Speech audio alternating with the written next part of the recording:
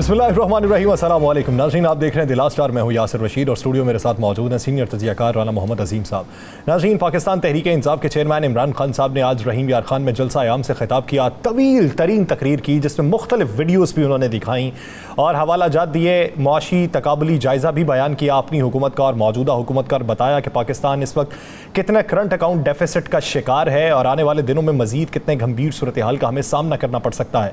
उनका ये मानना है कि जब आप कशकोल लेकर आलमी दुनिया के सामने जाएंगे तो वो जो आपको पैसा देंगे वो मुफ्त में पैसा नहीं देंगे, उसके बदले वो फिर आपसे सिफारिशात भी करेंगे, आपको अहकामात भी जारी करेंगे, आप एक महकूम कौम बन जाएंगे, आप उभर के सामने नहीं आ सकते, आप अपनी आज़ाद खारजा पॉलिसी तरतीब नहीं दे सकते। उन्होंने मियाँ मोहम्मद शहबाज शरीफ के मुख्तलिफ जो बैनुल अक़वामी नशरियाती इदारों को दिए गए इंटरव्यूज़ थे उनके शॉर्ट क्लिप भी चलाए जिसमें उन्होंने ये बताया कि मियाँ मोहम्मद शहबाज शरीफ जो आलमी दुनिया के सामने रो रहे हैं और बता रहे हैं कि पाकिस्तान इस वक्त कितनी मुश्किल हालात का शिकार है, तो ये एक बात का ऐलान कर रहे हैं कि पाकिस्तान दीवालिया हो चुका है, पाकिस्तान की मईशत इस वक्त मुस्तहकम नहीं है। उनका यह भी कहना था कि मियाँ नवाज शरीफ के वापस आने की इतलात भी हैं, नवाज शरीफ तुम वापस आओ, तुम्हारा शानदार इस्तकबाल होगा। लेकिन काबिल जिक्र बात यह है कि आज के ही जलसे के अंदर उन्होंने अपनी नई तहरीक का ऐलान करना था, इस्लामाबाद लॉन्ग मार्च का ऐलान करना था, उसकी तारीख देनी थी, लेकिन आज भी उन्होंने तारीख नहीं दी। उसकी वजह क्या है? उनका यह कहना है कि जब मैं कॉल दूंगा तो उस कॉल के बाद, उस धरने के बाद कोई धरना नहीं होगा। मैं पाकिस्तान के तूल ओवर्स में 51 से ज़ायद जलसे कर चुका हूं। इतनी गर्मी में अवाम की जो मकबूलियत है, अवाम का जो आना था, अवाम का जो जोश खरोश था, ये इससे पहले मैंने नहीं देखा। इसहाक डार साहब की वापसी के हवाले से भी बात करेंगे, लेकिन बात का आगाज़ जलसे के हवाले से करते हैं। राना साहब समझते हैं खान साहब ने किस सियासी मसलहत और मंतिक के तहत आज के जलसे में लॉन्ग मार्च का ऐलान नहीं किया? बिस्मिल्लाहिर्रहमानिर्रहीम, अस्सलातु वस्सलामु अलैका या सय्यदी या रसूल अल्लाह, अस्सलातु वस्सलामु अलैका या सय्यदी या हबीब अल्लाह। यासर, याद करें मैंने आपको कहा था कि खान साहब इनको थका थका के मारेंगे। खान साहब इनके साथ वो करेंगे जो ये सोच भी नहीं सकते। खान साहब इस तरीके से करेंगे और जलसे या जुलूस की कॉल सिर्फ 24 घंटे पहले दी जाएगी, जो आज उन्होंने कहा है कि अचानक आपको कॉल दूंगा, सिर्फ 24 घंटे पहले। वो इनके साथ वो कर रहे हैं कि ये बेचारे हर रात सोने से पहले डरते नहीं, जिस तरह कोई कि वो देखो शेर आ गया, वो देखो फला आ गया, खान आ गया, खान आ गया, चारों तरफ अपने बंदे खड़े कर लें, चारों तरफ कंटेनर लगा लें, खान साहब ने सुबह आना, वो सुबह आते ही नहीं। खान साहब इनको थका रहे हैं, खान साहब इनकी बहुत सी चीज़ों को सामने ला रहे हैं। मैं आपको बताऊं कि आज पहले ऐलान का फ़ैसला हो चुका था। चलें मैं आपको बड़ी ख़बर देता हूँ।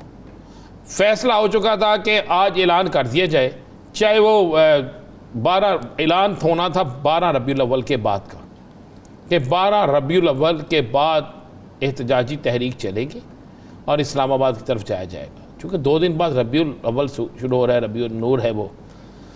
तो ये फ़ैसला जो है वो हो चुका था।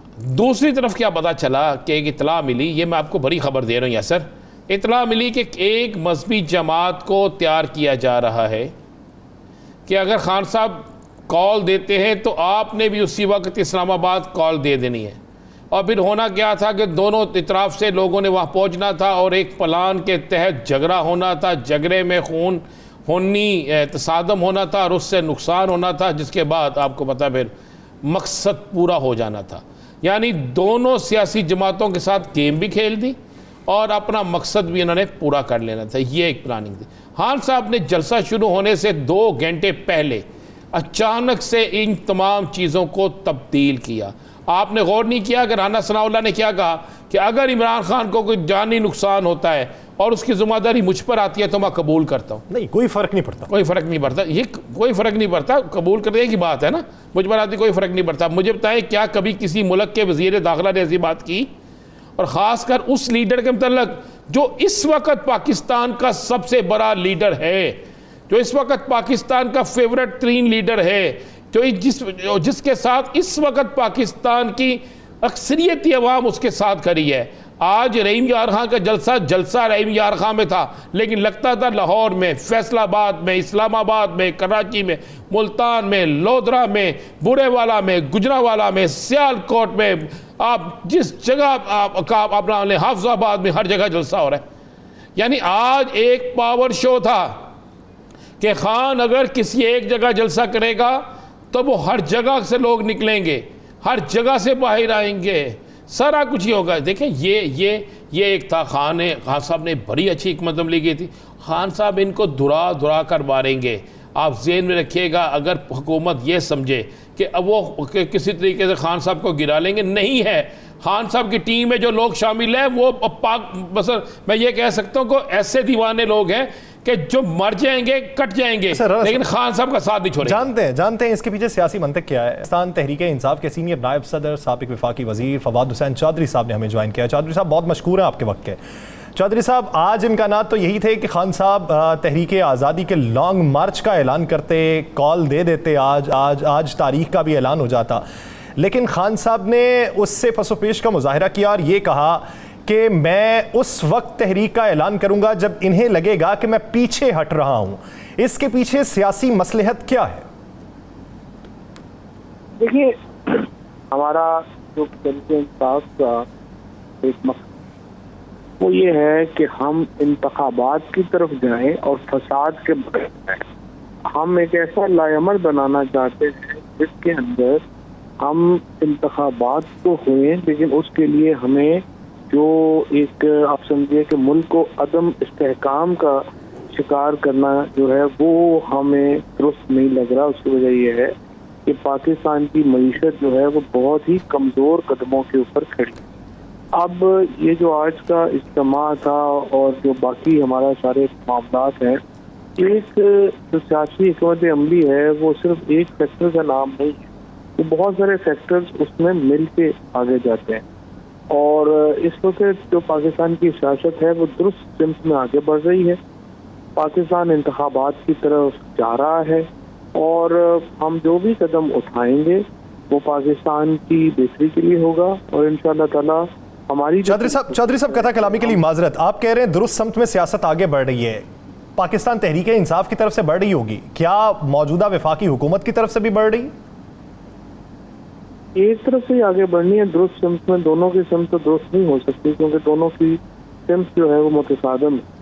तो इस वक्त मैं समझता हूँ कि जो हमारा जो एम है यानी इंतखाबात हासिल करना और बगैर फसाद के हासिल करना, मुझे उम्मीद है कि हम उसके करीब पहुँच रहे हैं और जल्द ही आपको इंशाल्लाह ऐसे हालात और आसार भी मिलना शुरू हो जाएंगे जिसमें आपको भी ये लगेगा कि मुल्क इंतखाबात की तरफ बढ़ रहा है। जो साहब, क्या अक्टूबर का महीना इंतखाबात की तरफ बढ़ने का महीना हो गया? क्या अक्टूबर के महीने में नया आप सेटअप देख रहे हैं, निगरान सेटअप देख रहे हैं?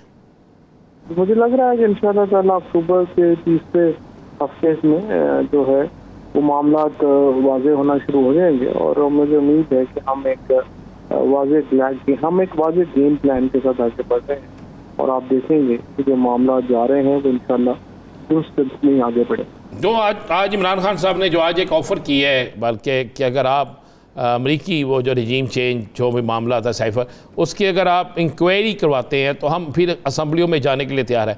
इंक्वायरी किससे करवाएं तो जिससे आप मुतमिन हों?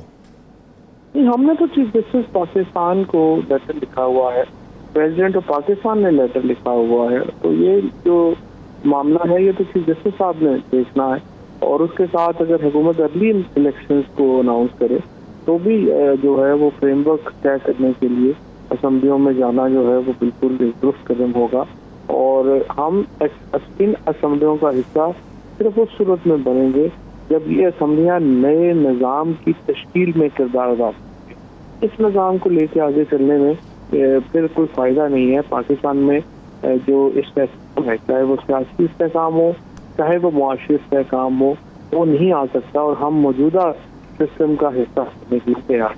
चौधरी साहब, आप कह रहे हैं कि साइफर की तहकीकात का आगाज़ हो तो हम चले जाएंगे, क्या सिर्फ ऐलान हो, आगाज़ हो तो तभी असेंबली में जाएंगे या फिर उसका नतीजा आएगा तो तब फैसला करेंगे?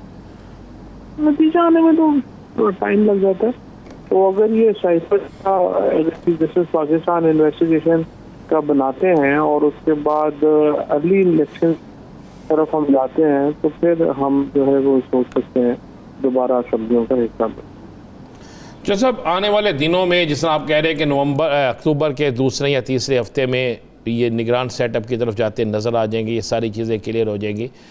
इसहाक डार पाकिस्तान आ रहे हैं, उसके बाद इसहाक डार के बाद वो नवाज शरीफ को भी पाकिस्तान लाने की तैयारी कर रहे हैं, तो क्या ये वो भी अपना काम इसी अक्टूबर में कंप्लीट करेंगे? उनको भी इस बात का इल्म है, या आप समझते हैं कि वो आपको खिलाने की कोशिश कर रहे हैं?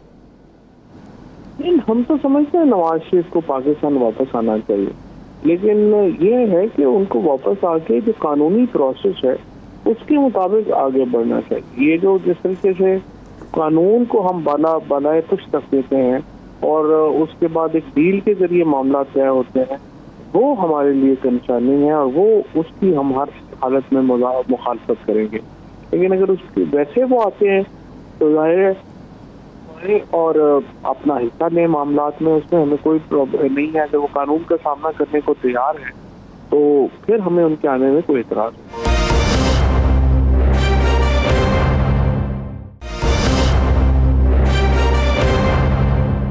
चौधरी साहब, मिफ्ताह इस्माइल साहब जिनकी मुद्दत पूरी होने वाली है, मुंतखब नुमाइंदे तो है नहीं, 6 महीने के लिए वज़ीर ख़जाना बने थे। इसहाक डार साहब की वापसी की इत्तलात आ रही हैं कि वो वज़ीर आज़म शहबाज शरीफ के साथ उसी तैयारे में बैठ के वापस आएंगे इतवार की रात को। वो आते हैं, वज़ीर ख़जाना बनते हैं, तो आपको क्या लगता है कि ये जो मौजूदा हुकूमत है ये नए इंतखाबात में किस हद तक रुकावट साबित होगी? देखें जी, ये इसहाक डार साहब जो हैं वो तो कुर्बानियाँ दी हैं इस हुकूमत की, जो गलत पॉलिसियाँ 4-5 महीने में जितनी मेरा ख्याल है कि उन्होंने इसकी कौर सदा की है, खुद वज़ीर आज़म ने भी शायद इतनी ना की हो। और जिस तरीके से जो भी मुआशी पॉलिसियाँ हैं जो दरअसल शहबाज शरीफ और नवाज शरीफ की पॉलिसियाँ थी, मिस्टर इस्माइल लेके उसको आगे बढ़े और उससे बहुत उन्होंने नुकसान पहुँचाया, खुद को भी और पाकिस्तान को भी। और अब उनकी कुर्बानी जो है वो कर दी गई है और अब जो है वो इसहाक डार को ले आए हैं। अब इसहाक डार जो है उन्होंने माजी में भी पाकिस्तान की मईशत के साथ बहुत बड़े खिलवाड़ किए हैं और ये जो मामला है ये भी ऐसा ही एक होगा। और इसी में मैं समझता हूँ कि बड़ा अनफॉर्चुनेट है कि इस मौके के ऊपर इसहाक डार जो है उनको लाया जा रहा है, लेकिन इसहाक डार इस गेम में बड़े प्लेयर नहीं है, क्योंकि इस प्यादे के तौर पर ही आ रहे हैं और प्यादों की अब इस खेल में कोई जगह रही नहीं। ख्वाजा साहब, 2 सवाल। एक तो ये कि इमरान खान साहब कहते हैं 25 तारीख को हम तैयारी में नहीं थे, अब हम तैयारी के साथ आएंगे। तैयारी के साथ आने की सूरत में अगर तसादम होता है तो ज़िम्मेदार कौन होगा? और दूसरा कि पंजाब के हवाले से आज बात की गई राना सनाउल्लाह साहब की तरफ से कि जो हमारी पटिशन है आइनी कानूनी तौर पर बिल्कुल ठीक है, सिर्फ उसका फ़ैसला आने दें और फिर उसके बाद देखें हम क्या करते हैं। तो क्या आप समझते हैं कि इस सूरत हाल में जब आप देखते हैं कि नए इंतखाबात की तरफ जाने की भी तैयारी हो रही है और किसी तरफ से आपको इशारा भी मिला होगा या हालात भी देखे होंगे, तो इस वक्त में पंजाब हुकूमत का तब्दील होना या तहरीक इंसाफ का दोबारा इस्लामाबाद की तरफ जाना?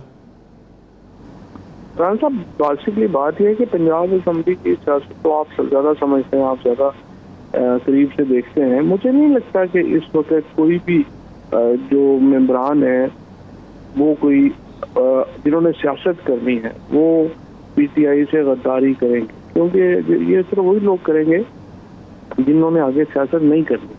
क्योंकि इस वक्त जो एक माहौल है जो एक नोटों के खिलाफ और इस तरह से जो अपनी पार्टी को छोड़ के दूसरों की तरफ पैसे और दूसरे मामला को करने का माहौल नहीं और लोग जो है उसको नफरत से देख रहे हैं, तो मुझे नहीं लगता कि ये बात ऐसे मीडिया के में कहने के लिए तो ठीक है।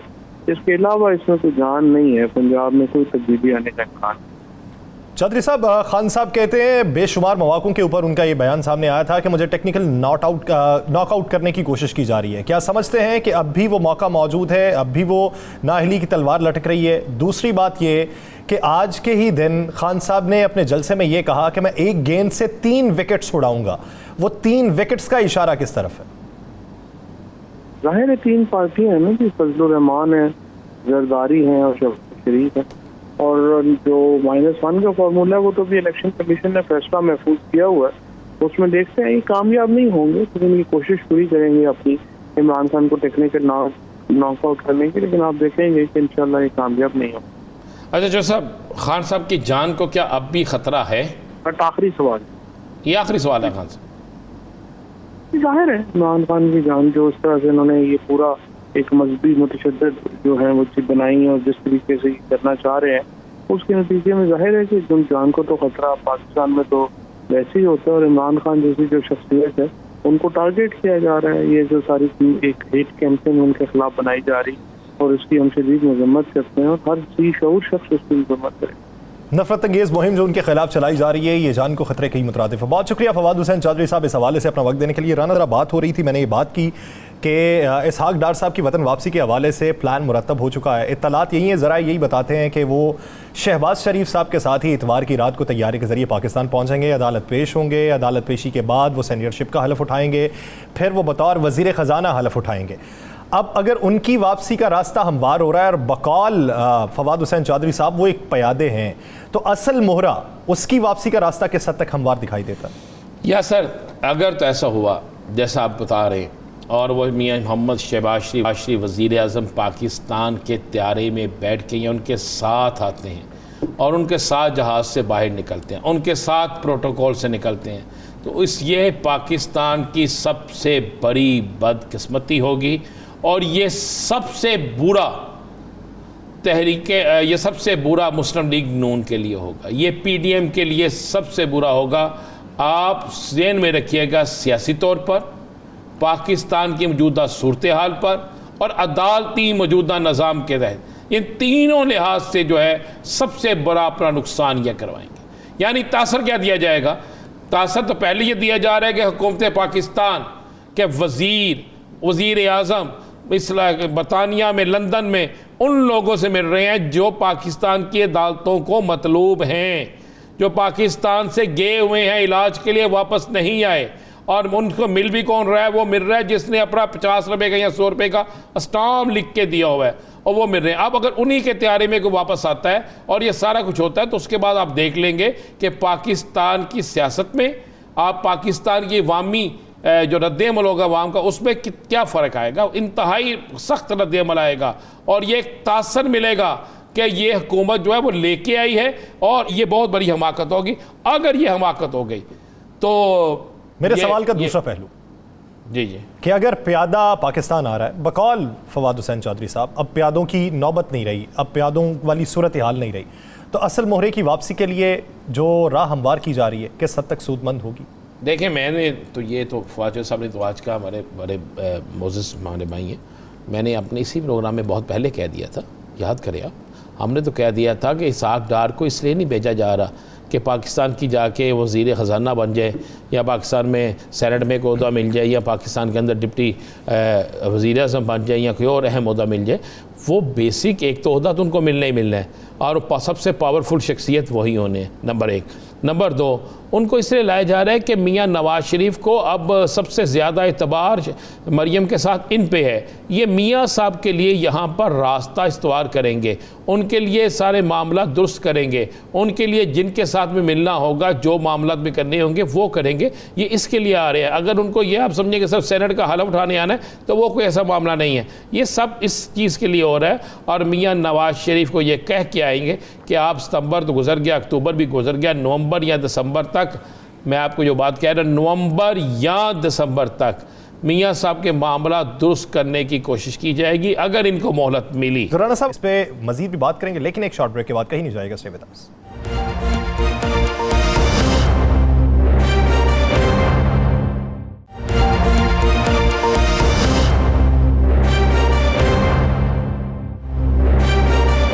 ब्रेक के बाद खुशामदीद नाज़रीन। पाकिस्तान की इस वक्त जो मुआशी सूरत हाल है, ये एदाद शुमार हमें ये बताते हैं कि आने वाले दिन बहुत मुश्किल हैं।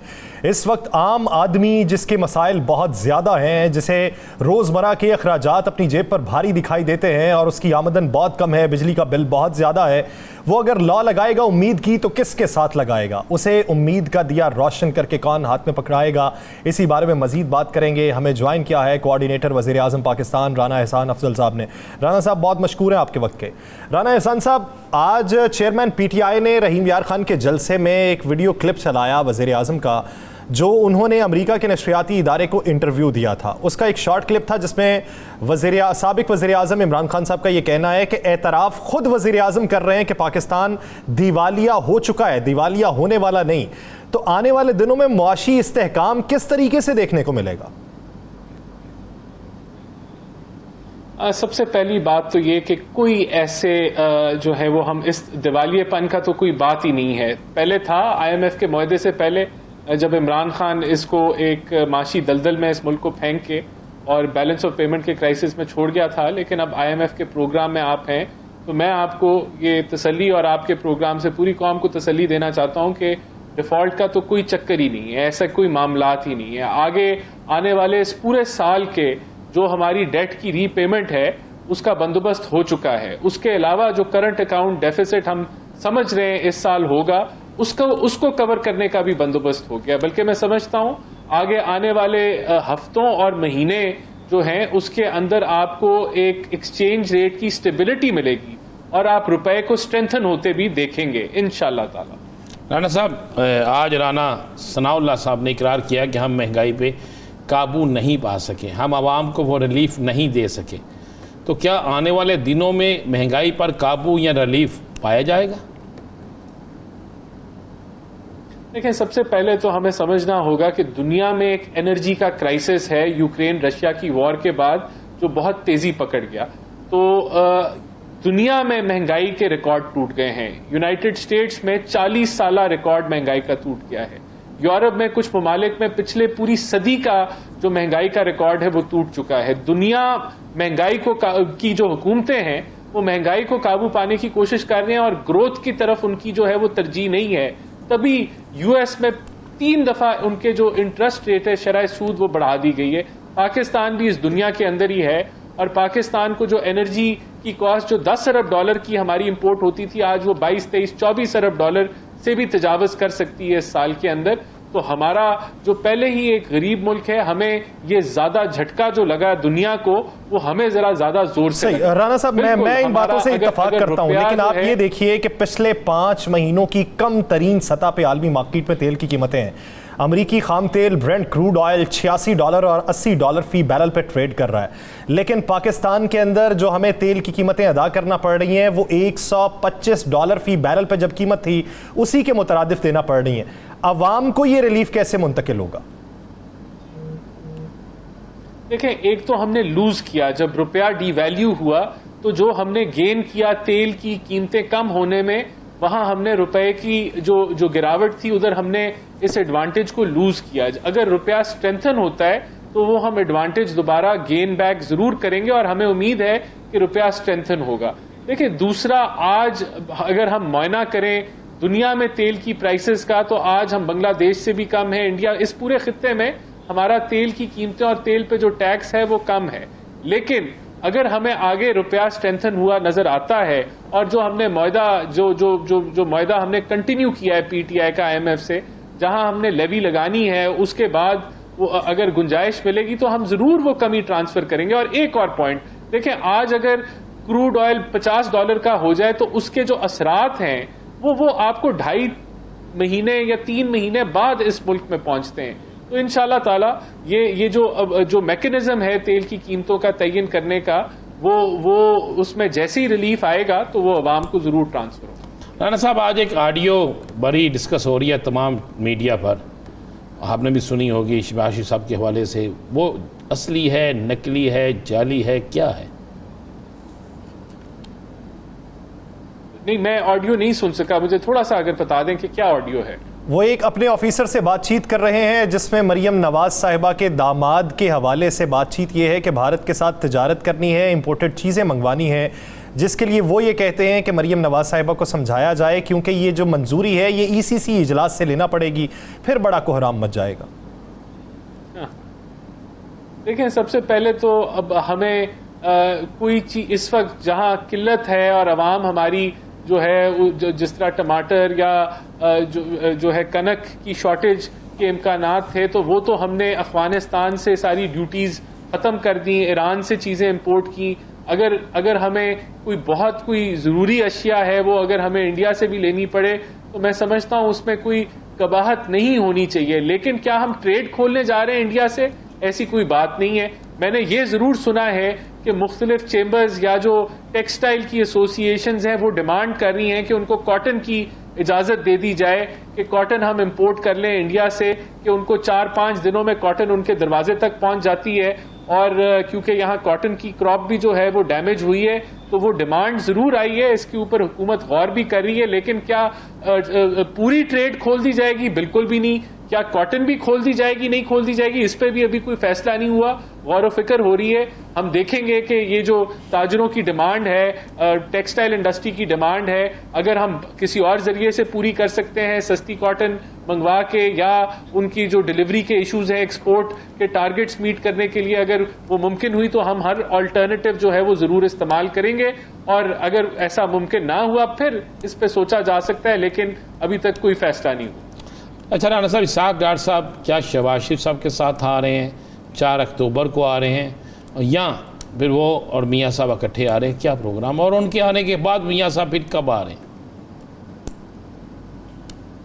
देखिए, जो इसहाक डार साहब हैं, उनके ऊपर जाली और फ्रॉड केसेस बनाए गए, पॉलिटिकल विक्टिमाइजेशन की गई, और उनके कोई ऐसा केस नहीं है जिसके अंदर वो दहशतगर्द डिक्लेयर हो जाए या जो है वो फरार हो जाए। वो बेलेबल ऑफेंसेस हैं, वो जो है एसेट्स बियॉन्ड मीन के जाली केसेस हैं, जो को वो फेस करेंगे आके। और मैं समझता हूं कि उनको मुल्क आना चाहिए है, नवाज शरीफ साहब को भी आना चाहिए। और लग ऐसे रहा है, मेरे पास कोई इस तरह की हतमी इंफॉर्मेशन नहीं है कि वो कल आ रहे हैं या परसों आ रहे हैं, लेकिन सुनने में आ रहा है कि वो अगले हफ्ते के अंदर जो है वो आ जाएंगे पाकिस्तान, और उनको PMLN वेलकम करेगी। राना साहब, चौधरी परवेज इलाही साहब ने आज ये बात की है कि बैरूनी इमदाद जो सैलाब की मद में आई थी, वफाकी हुकूमत ने पंजाब हुकूमत को 1 पैसा भी मुंतकिल नहीं किया। पंजाब हुकूमत ने अपनी मदद आपके तहत सारे फंड जारी किए। देखें, हम लोग जो बिस्प है उसके अंदर तफरीक नहीं की जाती कि जो पंजाब के लोग हों या सिंध के लोग हों या बलूचिस्तान के लोग हों। हमने 70 अरब बिस्प के जरिए वो सारे सूबों में हमने जो है वो डिस्ट्रीब्यूट किया है। हमने टेंट्स दिए हैं, पंजाब को भी दिए हैं, सिंध को भी दिए हैं, बलूचिस्तान को भी दिए हैं हमने, और जो हमें चीज़ें आई हैं बाहर से वो हमने इक्वली डिस्ट्रीब्यूट की हैं। जो NDMA जो फ्लड्स को जो है वो जिसको मॉनिटर कर रही है, उसके अंदर चारों सूबों के जो सेक्रेटरीज हैं वो उनके साथ इंटरेक्शन डेली बेसिस पे होता है। और सूबे जो हैं वो 18वीं तरमीम के बाद ज्यादातर फंड सूबों के पास हैं, वफाक के पास तो ना होने के बराबर फंड्स हैं। तो जो सूबे हैं वो खुद उनको चाहिए है कि वो इस मामलात को देखें, और वफाक जिस हद तक हो सका जो हमें फंड्स मिलेंगे वो एक ट्रांसपेरेंट मैकेनिज्म की तरफ के जरिए वो तकसीम होंगे, और पूरे पाकिस्तान में तकसीम होंगे जहां जहां फ्लड अफेक्टीज हैं, बिला किसी डिस्क्रिमिनेशन के, बिला देखे हुए कि PTI की हुकूमत कहाँ है या पीपल्स पार्टी की कहाँ है। हमारा बिल्कुल ऐसी कोई सोच नहीं है। और डेली बेसिस पे मैं फिर रिपीट करूंगा कि सब सूबों के सेक्रेटरीज से डेली बेसिस पे मुशावरत भी होती है और राब्ता भी होता है। अच्छा राना साहब, ये तो बताएं, इसहाक डार साहब आ रहे हैं और आपने कहा कि मुस्लिम लीग नून वेलकम करेगी, तो आपके उन्हें मुफ्ता इस्माइल की जगह ले रहे हैं, सेनेट में किसी की जगह ले रहे हैं, या फिर वो सीनियर वजीर या डिप्टी वजीर आज़म क्या बन रहे हैं वो? देखें, ये वजीर आज़म का प्रोगेटिव है, वो जो मर्जी तब्दीलियां करें कैबिनेट के अंदर, वो जिसको मर्जी फाइनेंस मिनिस्टर लगाएं, जिसको मर्जी उतारें। लेकिन ये जरूर है कि मिफ्ता साहब का जो टेन्योर है वो 6 महीने का है, और वो 9 अक्टूबर को मेरे ख्याल से वो एज अ मुशीर कंटिन्यू कर सकते हैं। अब इसके ऊपर क्या फैसला किया है वजीर आज़म साहब ने, वो आगे आने वाले दिनों में हमें पता चल जाएगा। वो as a federal minister continue नहीं कर सकते, क्योंकि वो मेंबर नेशनल असेंबली नहीं है, वो मेंबर सेनेट नहीं है। ये बताइए राना साहब के चेयरमैन PTI की तरफ से ये बात की गई है कि अगर आप साइफर पर तहकीकात का आगाज करते हैं तो हम कौमी असम्बली में वापस आ जाएंगे। क्या वफाकी हुकूमत कोई कमेटी तश्कील देगी, इस पे इकदाम उठाएगी? देखें, ये सिर्फ टोपी ड्रामे हैं। हर रोज इनकी नई डिमांड आ जाती है। कभी वो कहते हैं हम हकीकी आज़ादी कर रहे हैं, कभी कहते हैं हम महंगाई मार्च कर रहे हैं, कभी वो कहते हैं साइफर खोल दो, कभी कहते हैं इलेक्शन करा दो। तो इनकी तो डेली बेसिस पे इन्होंने क्यों नहीं तहकीक कराई साइफर के ऊपर जब ये खुद हुकूमत में थे? देखें, वो दफन हो चुका है मामला इस लिहाज से कि अब तो वजीर आजम पाकिस्तान जो है वो रूस के सदर से भी मिल रहे हैं, वो शायद रूस का चक्कर भी लगाएं, वो तो चाइनीज सदर से भी मिल रहे हैं, वो अमेरिकन सदर से भी मिल रहे हैं, वो दुनिया के सदूर वज़ीर आज़मों से मिल रहे हैं। फिर एक कमीशन बना के उसकी इंक्वायरी करा लेनी चाहिए ताकि लोगों को पता चल जाए कि सच क्या है झूठ क्या है। करा देनी चाहिए ना, फिर कमीशन बना देना चाहिए जब आप समझते हैं कि ये मेरे ख्याल से तो ये मामला अब देखें, वो चाहते हैं कि यहां ड्रामेबाजी लगी रहे, वो मामला तो अब उसके अंदर कितनी क्लैरिटी चाहिए है। यहां तो जो इंटेलिजेंस एजेंसीज है उसने तफसीली उसके ऊपर बयान दे दिया, डीजी ISPR ने बयान दे दिया, उसके अलावा आपको अब वो सुप्रीम कोर्ट ने उस मामले को देख लिया। नो कॉन्फिडेंस मोशन के दौरान नेशनल सिक्योरिटी कमेटी के उन्होंने मिनट्स बुला लिए, वहां तहकीक कर ली, 5 मेंबर वो बेंच। चेयरमैन PTI ये चाहते हैं कि यही तरीकाकार इख्तियार रखा जाए और इसी तरीके से हुकूमत को पसपेश का मुजाहरा करने दिया जाए और हुकूमत को इसी तरीके से दबाव का निशाना बनाया जाए। बहुत शुक्रिया राना एहसान अफजल साहब इस अपना वक्त देने के लिए। नाज़रीन, इसी सियासी मंजरनामे पे और पंजाब की सियासत पे बिलखुसूस बात की जाएगी। एक शॉर्ट ब्रेक के बाद कहीं नहीं जाएगा, स्टे विद अस।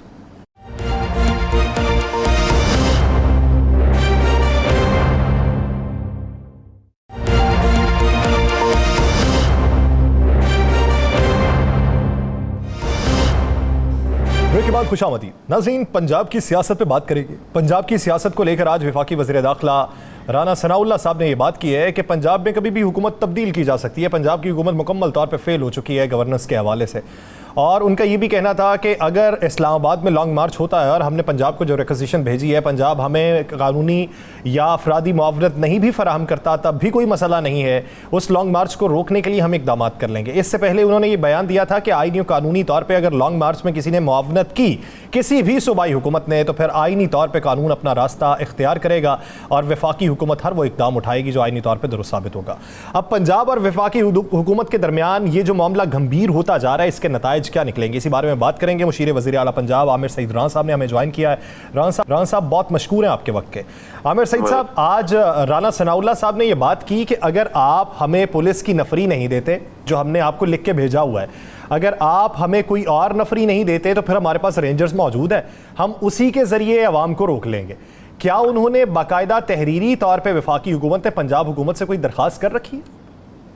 देखिए जी, सबसे पहले तो ये बात देखें कि पाकिस्तान के अंदर अगर आप बात करते हैं फंडामेंटल राइट्स की, हर बंदे को आज़ादी इज़हार का हक हासिल है, हर बंदे को प्रोटेस्ट करने का राइट हासिल है।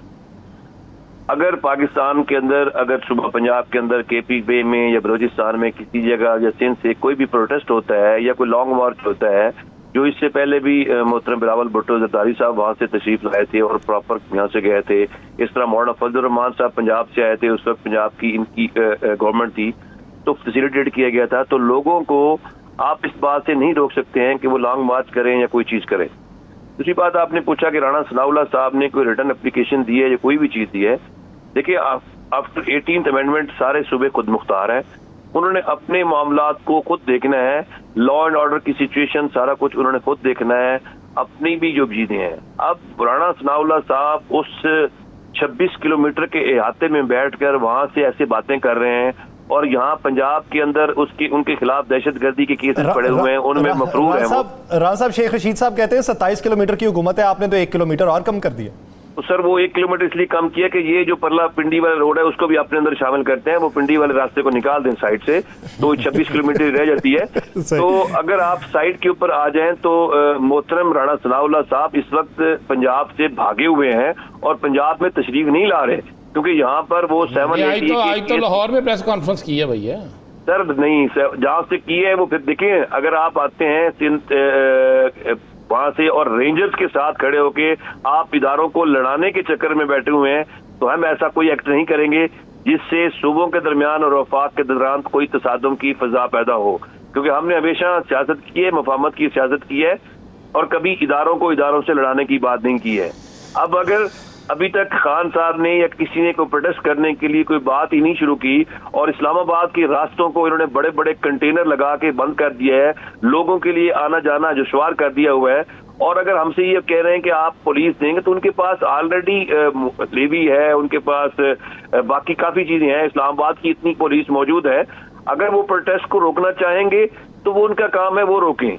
अगर वो सूबों से कोई चीज मांगते हैं तो सूबे उनके पास अपनी, उनकी सिंध की अपनी गवर्नमेंट है, जिनसे मंगवा लें।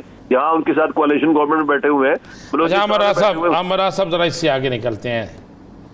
आज एक टीवी चैनल पे बड़ा चला कि एक मीटिंग हुई जिसमें आप भी मौजूद थे, वज़ीर आला साहब भी मौजूद थे और मियाँ असलम इकबाल साहब एहतजाजन उठ के चले गए और फिर ये भी चलता रहा कि जी इमरान खान के साथ परवेज़ राही साहब के इख्तलाफात हैं, लेकिन परवेज़ राही साहब ने सियालकोट के जलसे में वो सारी जो है ना गलतफहमियाँ दूर कर दी। तो आज कोई ऐसी मीटिंग हुई जिसमें ये सारा कुछ हुआ? नहीं जी, आज कोई ऐसी मीटिंग नहीं है। चौधरी साहब तो आज लाहौर में थे ही नहीं, चौधरी साहब तो आज सियालकोट गए हुए थे। तो ये ऐसे ही लोग अफवाहें फैलाते हैं जो मुख्तलिफ दिनों से फैला रहे हैं। हमारे खान साहब के विजन के मुताबिक परवेज़ राही साहब पंजाब के अंदर सीएम है और जो भी चीजें हो रही हैं कोऑर्डिनेशन से हो रही हैं और हमारी एक दूसरे के साथ बड़ी अच्छे अंदाज में हम गवर्नमेंट चाह रहे हैं। ये वो दुश्मन लोग हैं जो बैठ के वहां से ऐसी बातें उड़ाते हैं, जो उसमें अतात अरट जैसे लोग जो नौटंकी फिर रहे हैं, यहाँ पर आके लोगों के सामने बातें करते हैं, फलां हो जाएगा फलां हो जाएगा। ये उनकी दिल की ख्वाहिशें हैं, वो ऐसी ख्वाहिशें उनके दिल में ही रह जाएंगी। ऐसी कोई बात नहीं है। हमारे बड़े कॉर्डियल रिलेशन है पीटीआई के साथ, हमारे मिनिस्टर्स के साथ और परवेज़ राही साहब इमरान खान के साथ बिल्कुल कॉर्डियल रिलेशन के अंदर बैठ के हम गवर्नमेंट चला रहे हैं। ऐसी कोई भी इशू नहीं। आमिर सईद राना साहब, बात हो रही है आज ये कि साबिका हुकूमत ने जो सस्ते आटे स्कीम की शुरू किया था, आज वो भी पंजाब से गायब हो चुका है, पंजाब में मिल नहीं रहा। आप मुशीर भी हैं, माहिर कानून भी हैं, क्या समझते हैं कि इस वक्त ये जो ग़िज़ाई किल्लत पैदा हो रही है इसका असल बुनियादी जिम्मेदार कौन है? तो देखिए जी, ग़िज़ाई किल्लत अल्लाह के फजल से जहाँ हमारे पास गंदम बड़ी वाफर मकदार में पड़ी हुई है, 10 लाख टन से ज्यादा पड़ी हुई है हमारे पास। हमने अभी इंपोर्ट भी की है गंदम, जो कि बाहर से हमने ऑर्डर किया हुआ है, वो भी इंशाल्लाह कुछ दिनों के अंदर आ जाएगी। हमारा बलोचिस्तान सुबह जहाँ पर सैलाब की वजह से बड़ी गंभीर सूरत हाल थी, हमने उनको भी गंदम दी है। हालांकि ये काम वफाक का था, बाकी सूबों को दे, लेकिन हमने बलोचिस्तान को भी दी है। अब सबसे बड़ा हमारे लिए इशू ये आ रहा है कि जो सिंध और पंजाब का बॉर्डर है, वहां से रोजाना इतने ट्रक वहां से गुजारने की कोशिश कर रहे हैं। हमने पिछले दिनों मेरे ख्याल में ऑलमोस्ट कोई 47,000 टन गंदम पकड़ी है, जो कि वहां से स्मगल हो रही थी। जिस दिन चौधरी परवेज़ राही साहब ने ये कहा है कि हमारा जो किसान है वो किसान खुशहाल होगा तो हम आगे बढ़ेंगे, और कहा है कि जो नेक्स्ट ईयर के अंदर जो लोग गंदम उगाएंगे हम उनसे 3,000 रुपया मन में गंदम खरीद करेंगे। लेकिन सिंध ने अगले दिन उसको कहा कि हम 4,000 में खरीदेंगे, लेकिन वो 4,000 में एक दाना भी नहीं खरीदते। वो पंजाब से गंदम खरीद के वहां ले जाते हैं और वहां 1,000 रुपए का एडिशन करके करते हैं। हमने गंदम कंट्रोल की जो क्योंकि सुप्रीम कोर्ट का इसके ऊपर वाजे अहकामात हैं कि जो ग़िज़ाई अजनास है उसकी आप ये नहीं कह सकते कि एक सूबे से दूसरे सूबे नहीं जा सकती। हम कंट्रोल कर रहे हैं इसके ऊपर कि हमारी गंदम हमारे पास पूरी हो, लेकिन अल्लाह के फजल से बस कुछ लोगों ने इसको ज़ख़ीरा दोज़ी की है। वो परवेज़ राही साहब ने कल की डायरेक्शन जारी कर दी है हर सूबे के अंदर DCOs को भी और बाकी टीमें भी बढ़ा दी हैं। जहाँ जहाँ गोदामों के अंदर स्टॉक पड़ा होगा या फ्लोर मिल ऐसी काम करेगी, वहाँ छापे पड़ेंगे और इंशाल्लाह लोगों को हम आटा वाफर मकदार में देंगे। अच्छा राज साहब, आज एक कमेटी बनी है जो पंजाब के अंदर जितनी हाउसिंग सोसाइटियां हैं जो गैर कानूनी इस तरह के 5,000 कनाल का अगर उन्हें इम्प्रूव मिली हुई है, इजाज़त मिली है, तो 50,000 कनाल बेच देते हैं, सरकारी जगहों पे कब्ज़े कर लेते हैं, उनके पास रास्ते नहीं होते, फिर सियासतदान उनके साथ मिले होते हैं, सरकारी मुलाजमीन उनके साथ मिले होते हैं। और लाहौर शहर जिसमें आप बैठे हुए हैं, यहाँ पर तो शायद 1 या 2 हाउसिंग सोसाइटियाँ ऐसी हों जो कानूनी हैं, बाकी कानूनी नहीं। तो क्या आप इस ताकतवर माफिया का मुकाबला कर सकेंगे? किसी एक ताकतवर माफिया के शख्स को पकड़ सकेंगे, या आप भी इनके साथ वही करेंगे जो माजी में हुआ है?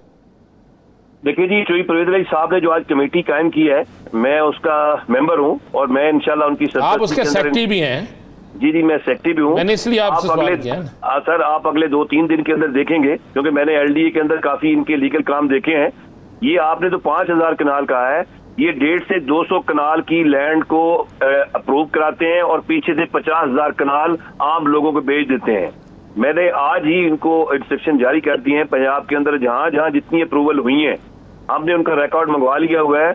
बाई मंडे हम उनका रिकॉर्ड इकट्ठा करेंगे और जिस सोसाइटी की अगर 2,000 कनाल या 1,000 कनाल अप्रूवल है और उससे ज्यादा उन्होंने डेवलपमेंट के काम किए हुए हैं, तो हम बिला तफरीक उनके ऊपर कार्रवाई करेंगे। साहब कितना अरसा लगेगा? ये तो लाखों एकड़ की जमीन बनेगी, ये कोई 2, 4, 10, 20 हजारों सोसाइटियां, ये तो पता नहीं कितना आप सर कोई इशू नहीं है सर, जब आप काम करने की आपके अंदर लगन हो तो आपको लिए कोई मसाइल नहीं है। हर डिस्ट्रिक्ट के डीसीओज को हमने ये इंस्ट्रक्शन जारी कर दिए हैं कि हमें ये बताएं, और ये जो ऑपरेशन होंगे वो यकदम शुरू होंगे। ये नहीं होगा कि एक शहर में एक दिन एक अगले शहर में। राज साहब आप तो एलडीए के लीगल एडवाइजर हैं, आपको मुझसे ज्यादा पता है। कई डीसीओ, कई डीआईजी, कई और अफसरान तो इसमें पार्टनर है। क्या Sheikhupura road, Sharakpur road, Ferozewala road, ये रायवेंड रोड, इस पर आप मुझे कोई 2 सोसाइटियां दिखा सकते हैं जो लीगल है? कोई 2 सोसाइटियां? सर सोसाइटीज काफी लीगल हैं। देखिए मैं अभी आपको इसलिए नहीं बात करूंगा, चले मुझे आप मेरे भाई हैं, मुझे 2 सोसाइटियों के नाम दे दें। मैं आपको नेक्स्ट प्रोग्राम में आपको डाटा प्रोवाइड करूंगा कि कौन सी सोसाइटी हैं जो मुकम्मल अप्रूव हैं, जहां लोग अपनी आंखें बंद करके अपनी इन्वेस्टमेंट कर सकते हैं। बाकी हम उसका डाटा शेयर करेंगे कि किस सोसाइटी की कितनी लैंड है जो कि उनकी अप्रूव है और कितने प्लॉट हैं जो ले सकते हैं। अदरवाइज बाकी कोई भी होगा उसके जिम्मेदार वो गवर्नमेंट नहीं होगी, वो आवाम फिर अपनी मर्जी पे लेगी। किसी और दिन इस पे तफसील के साथ तो सर आवाम होगी जिम्मेदार, लेकिन हुकूमत क्या उसके खिलाफ एक्शन करेगी? बिल्कुल एक्शन करेंगे। जिसकी अगर कोई 500 कनाल की जगह अप्रूव कराई है और 10,000 बेच चुका हुआ है तो उसके ऊपर बिला तफरीक कार्रवाई होगी। आप मंडे से देखेंगे इंशाल्लाह इसके ऊपर भरपूर तरीके से कार्रवाई होगी और किसी को स्पेयर नहीं किया जाएगा, चाहे जो भी आएगा, किसी को भी माफ नहीं किया जाएगा, चाहे जो भी हो, और इस पर बिला तफरीक कार्रवाई हुई। बहुत शुक्रिया आमिर सईद राज साहब इस हवाले देने के लिए। नाज़रीन प्रोग्राम का वक्त खत्म हुआ चाहता है मुझे और राना अजीम साहब को दीजिए इजाजत। अपना बहुत सा ख्याल रखिएगा। अल्लाह ने के बाद।